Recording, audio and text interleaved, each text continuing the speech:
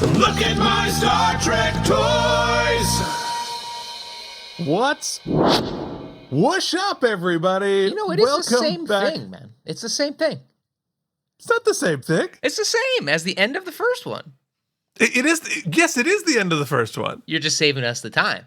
I'm saving the time of not having to watch the whole video. Luckily, we've taken it from their time now. We have now wasted some of you. Guys, welcome to a production meeting for Look at My Star Trek Toys. It was about time. Where Keith and Mike argue about what's in the Dropbox. Mm-hmm. It's not what's in the box. It's what's in the Dropbox. And has Mike deleted it? And has Mike deleted it when he washes his computer once a year for no reason. Come on. All right. Oh, wow. Folks, this is episode like 7,000, but we are no more professional. But we are today talking about something really fun. That is both Star Trek toys, but not Playmates. I have no idea what we're about to do, so I'm excited about it. It's going to be pretty cool. So this is something that has been on my shelf behind me. You can see it on some of the other shows, our fantastic review of Deep Space Nine episode by episode. But this has been here on my shelf and the cat just stepped on the printer. So if you're wondering, hey, what's that noise? Is something printing? I was wondering just that. It's the cat. It's the cat. Thanks, buddy. So today we are talking about a limited edition-ish, sort of, 2012 giant pack of PEZ dispensers of the entire cast of Star Trek The Next Generation, celebrating their 25th anniversary 12 years ago now. But so I got this at the CVS. I think it was CVS or Rite Aid. I think it was a CVS in Astoria, Queens. Right there at Ditmars, where I was there with Jillian. It's coming up on my birthday, and I saw it there, and I'm like, "Oh, look! I found one of my birthday presents from you," and I assigned her to buy this for me. Yeah, we're divorced. That's not why, though. That's the it's good news. Definitely, in fact, definitely not. It is why you can get better, cooler presents now. Yeah, it's sort of, yeah. So, so this is the celebrating the 25th anniversary. Let's go to Toy Cam and I'll show you what we're doing here. So this is celebrating the 25th anniversary of Next Gen in 2012. And so PEZ put out this box set of the entire main cast of Next Gen. It is limited edition of only 200,000 of these box sets completed, but this is number 60,397 for those of you counting at home. So if anybody robs my house, this is how we can prove it was mine. But I have, admittedly, eaten the PEZ that came in this because I didn't want it rotting in the box. But other than that, it is a complete set right here. Really, really cool. We're gonna show them all individually, but first off, we can see on the back we have great little pictures and bios of the entire cast here. Really cool. Really cool. Design. It's really well designed. It feels premium. I mean, premium-ish, but it's I think it's a really excellent box set, which is why I really enjoyed it and kept it on my bookshelf because I think it looks great. Yeah, I think that, in my opinion, so one thing I'll say, we spent a lot of time over the past few months lamenting the current end of the Playmates toy line, but one thing the Star Trek license has always brought about is just wonderful, wonderful, whimsical, random miscellany and ephemeralware, and you see it in thrift shops, you see it in current shops, you see it during the holidays, lots of cool stuff, and a lot of times these types of one-offs are really a way for the marketing department, the sort of design department, and the collaborative marketing teams to flex a little bit. So here you have, probably someone working with the PEZ team, and I don't know who, probably Paramount gets a final say on all of this, but I don't know who worked on the box art and whatnot, whose team, the cross-collaboration. But it's a chance for some artists to really get to geek out and flex, and it clearly shows here. There's some really fun stuff. And this looks like season 5 representations of some of the cast. Although the picture here of Worf is from season 6 or 7. This is Pantene Pro V Hair Bob Worf here in the larger picture, and that's what we're going to get on the PEZ figure itself. So what do you say? Let's open these up and take a look. Yeah. What flavors did it ship with, Keith? It shipped with I don't remember, but they were delicious. I 100% ate them all. And did I load up the PEZ dispensers and eat them that way? Hell, I'm not an animal. Mm-mm. Of course, I'm going PEZ to, because it really promoted single use and slow eating. You know, I didn't like put 50 in. You always just get one PEZ out the top. I mean, that's why you are the size you are, and I am the size I am, because let me tell you, I'm like a Marie Antoinette. Boom, boom, boom, decapitate, decapitate. That's how that works. Let's take a look. So we have here head sculpts, not done by Varner Studios. At least I don't believe, but you can see here that we are Pantene Pro V Wharf here, but I think it's a halfway decent head sculpt. That's not a bad Wharf as far as Wharfs go.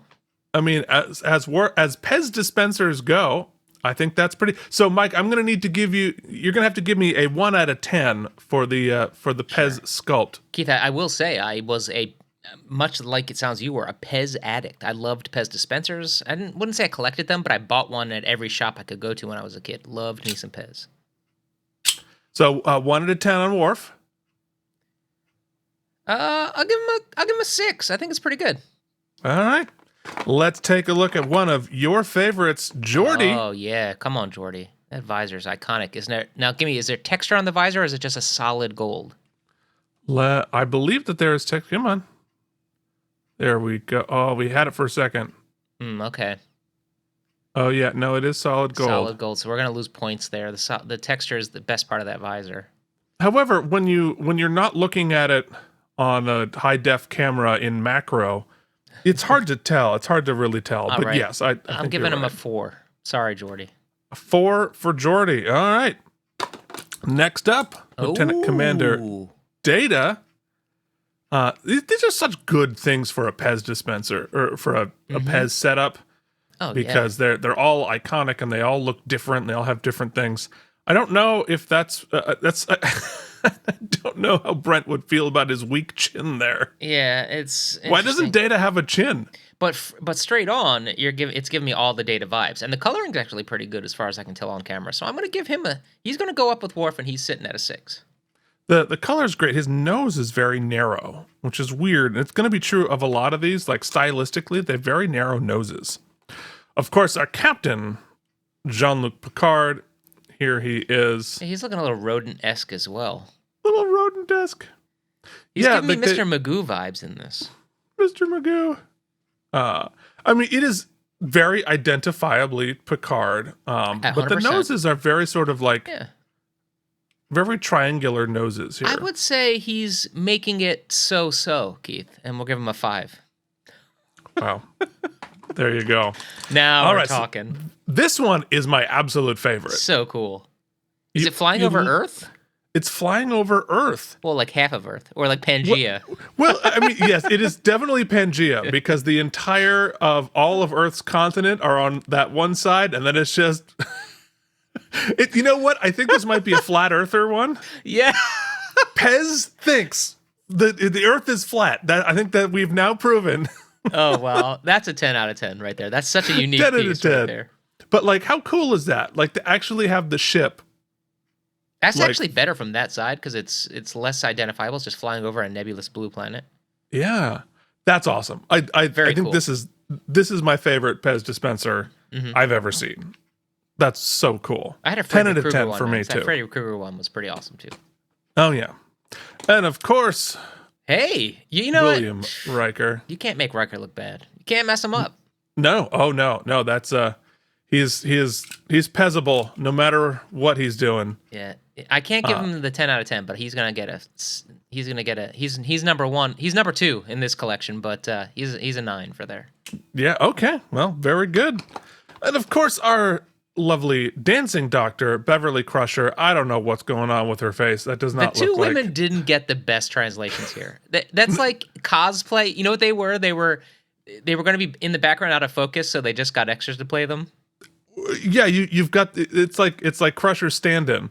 Yes. I mean, She's happy for the job, for the day like rate. a perfectly attractive woman, but like looks nothing like Dr. Crusher. She a 3 maybe? Just because the hair is pretty good. The hair's very Crusher. You know, we spend a lot of time on the Playmates figures talking about the copyright stamp, and we do see it a little bit here. I don't know if I'll ever get that in focus. Oh, we had it for a second. That camera was not designed for this. No. There you go. Oh, there we go. We had to go super close. Look at I that. didn't think you'd have to go so close. Oh, that's pretty good. They took it right out of the way.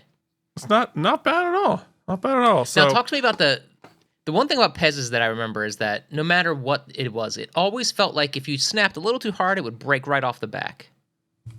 Well, let's find out. Oh, she's solid. She's rock solid. Oh, okay. Oh, yeah, Keith, yeah. We learned you have to get close on this camera. You got to get way closer. Yeah, there you go. Ooh. Oh, we've learned something. Now we know. Look at that. Oh. Yeah, the scenes are starting to show. She's better from blurry and out of focus. Aren't we all, sir? Aren't we all? Right. Hold on. We didn't go to the last one yet. No, I was going to give us a closer look at. Apparently, the camera does not like his complexion. The light. Yeah, I don't know. I did not order the racist camera. I don't know what's going on here. Well, all right. Never mind. And of course, Deanna Troy. Let's see if I can get her. Yeah, maybe I think you have to move the other guys out of the shot. Okay, hold on. Come on, camera. There we go. Yeah, boy, I confused the heck out of the camera. I don't know what to tell you. I got nothing.